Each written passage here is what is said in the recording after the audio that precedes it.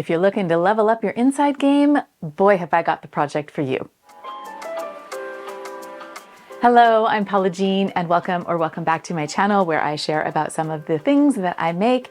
Today I am talking about the Vivi blouse and dress. This is the newest offering from Pattern Scout and I was a tester for this pattern. Of course, Casey has once again done a lovely modern take on a classic silhouette with lots of options, lots of versatility, and lots of hackability as well. What really stands out for me in this pattern though are the instructions to create really beautiful finishes on the inside, which is why I have my final version here on Betty Inside Out.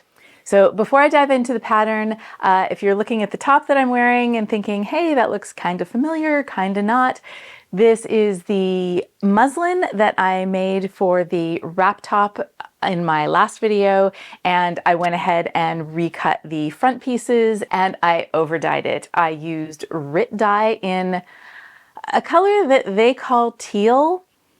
I don't call this teal, I call this turquoise, but I guess teal mato. I'm still really happy with how it turned out. So that is what I'm wearing today. By the way, this is not the last time I will be talking about dyeing in this video because I did actually over dye my Vivi dress, but I'll tell you a little bit more about that later. So let's get into the pattern. The Vivi is a semi-fitted shirt or shirt dress. It has a camp style collar and the bodice is fitted with both waist darts and bust darts in the front, and then in the back it has a shaped center back seam and actually has shoulder darts, which for me is kind of a throwback to kind of more vintagey items. I really like having a shoulder dart. It just makes it a little bit easier to fit that area that can be kind of finicky. So I really appreciated that. There is a long sleeve and a sleeveless option. On the long sleeve version, it has this really lovely cuff, and I don't know what the name of this kind of cuff is. So it's just a little bit of a flared cuff that doesn't have any buttons or a placket or anything. It just kind of drapes romantically over the hand, kind of like a, I don't know, a flange or something. That's a really terrible word for such a lovely part of a garment. So if anybody knows the name of that kind of cuff, let me know in the comments. It also comes in Casey's full size range and also has B, C, and D cut bodice pieces. For the dress option, you have a choice of a cutting line that is above the knee and one that is midi length, kind of almost near the ankle, but you could choose to cut it off kind of wherever you like. I chose the sleeveless long dress version for my final, and I kind of thought that I was making this as just a go-to summer dress.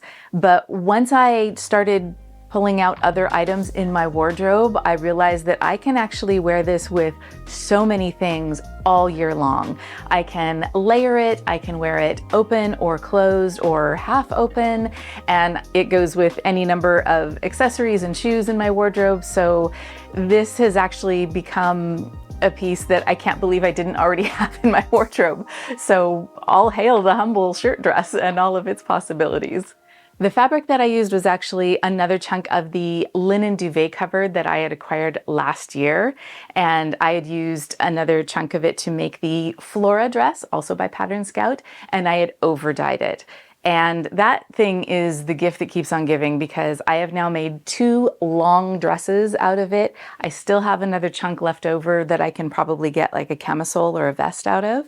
So I did the same process that I did with the Flora. I stitched up the Vivi in kind of a gray-green, like mid-toned thread because I knew that was kind of the family of color that I was gonna dye it in probably. And then I overdyed it with dye from a company that I haven't used before. It's Jacquard. They are actually they have extensive products for all kinds of dyeing and fiber arts, and I'll leave a link to their website down below. So their most kind of user-friendly version of dyes is iDye, and I use the one for natural fabrics. They also have one that is for polyester, and the color I chose was olive. I loved working with this die so much. It comes in really simple packaging. It's like cardstock envelope, and then the die actually comes in a little clump that is wrapped up in a water-soluble packaging. So there's no plastic or anything like that. I really like that. And I just used one package for this whole dress, and the color turned out beautifully. I found that I didn't have to rinse as much as I do usually with the RIT dye. I also use their color fixative, which also worked great. So I would highly recommend checking them out. Now, I had made a huge deal out of the finishings on this dress, and I also made a couple of little changes to this construction, and so I'm going to take you on a little tour of those right now. So just to highlight some details of the finishing here in the dappled light, starting with the neck facing. So this is finished with, I use weft interfacing. This is something that's used a lot in tailoring, but I use it for actually a lot more things than that. Anytime I want the suppleness and the flowiness of a fabric to remain, I like using weft interfacing for that. So the way that this is done is you sew the facing piece right sides together, and by right sides together I mean the non-fusible side is the right side of the interfacing, and then with the right side of the facing piece, and you sew those together and then flip it around so the interfacing is on the inside, and then you press that to the facing, and that's how you get that really beautiful clean finish. So that's on this facing. Also, if you're doing the sleeveless version like I did, that is how you finish the armbands as well. And then the seams are all these gorgeous French seams, and I of course added pockets. So this is actually the same pocket piece. I stole it from the Milton pinafore, which was the skirt that I made in my last video.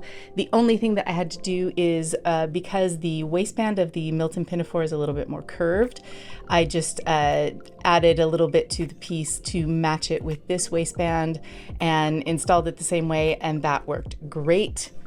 And then in the back, you have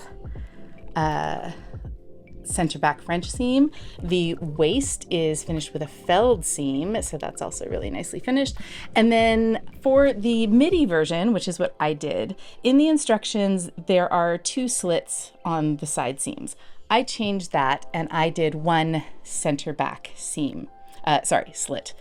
And I like to finish my slits with a bias binding. This is actually not cut on the bias because it doesn't need to be, but I like to add this piece that I just, it's 1 strip that I fold into a little triangle at the midpoint, and it allows me to get a little bit more of a substantial kind of top stitching for the outside, but I mainly do it to add weight to my slits. So sometimes when you have slits, and it's a lightweight fabric, they'll kind of flop around, and sometimes they'll even like kind of curl one way or the other. So this just adds a little bit of weight to that, and keeps them hanging down straight. And then I did a wider hem than was recommended in the instructions, but because this midi length is quite long, there was plenty of room for me to do a little bit of a wider hem, which I also really like. So that is, those are some of my favorite things about the inside of the Vivi. Now, this is a super versatile pattern that you could do any number of hacks with, and I just wanted to share a couple of ideas that I had here on my iPad. So these are just the line drawings, and because of all the seaming, like the center back seam and the waist seam, I think it really lends itself to some color blocking. And these are just some random colors I chose here, but you could also do different patterns, even in a quilting cotton. I know I have some quilting cotton that I pilfered from my mom's closet when I visited, and I think even though I don't have a lot of each one, I could shorten the sleeves and shorten the top and probably make it work with the ones that I have. So that would be really cute for spring and summer. And then for the dress version, now it already has breast pockets that are optional, but you could actually go a little bit further with that idea and add some pocket flaps. You could do also a box pleat if you wanted to. And then in the front, I did side seam pockets, but you could also do either a slash pocket like I've done here. So these dotted lines just represent the interior of the pocket. Or you could do a big patch pocket, maybe with some interesting top stitching if you're doing like a denim or a twill, and make it kind of a little bit more utility. And then in the back, you could also steal the idea from the breast pocket, and you could put a flap pocket on the back, maybe change the shape a little bit, make it a little bigger. You could steal a pocket from your favorite jeans pattern and put that in the back. You could even do some embroidery on it if you wanted to. And then if you wanted to go full utility, you could add cargo pockets and make it a cargo dress. And the last thing I wanted to show you is that, because it comes with this great bodice that is a shirt on its own, but the bottom, you could also not use the bodice. You'd probably have to take it in a little bit, either in the center back or the side seams or both, and then just put a waistband on it and you have a great skirt pattern. So that's just a few of the ideas that I had. Thank you so much for joining me on this tour of the Vivi dress and blouse pattern. Of course, Casey has done a full sew along that is over on her channel. I will leave that linked along with the pattern down below. Have yourself a wonderful week. Take great care of yourself, and I will see you next time.